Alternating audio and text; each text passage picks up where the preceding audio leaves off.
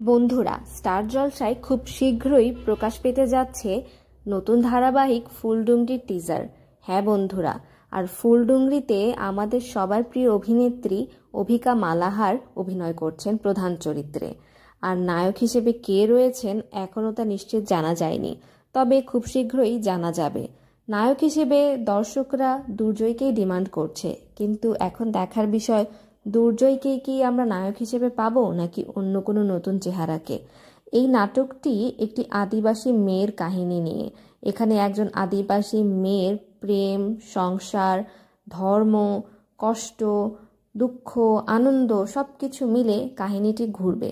কাহিনীটি একটি নতুন কাহিনী, খুবই সুন্দর কাহিনী। পাহাড়ি মেয়েদের জীবনের সাথে একজন শহুরে বাবুর দেখা হবে, তারপর তাদের মধ্যে প্রেম হবে, ভালোবাসা হবে, তারপর বিয়ে হবে, আর তারপর যা হয় তাই হবে।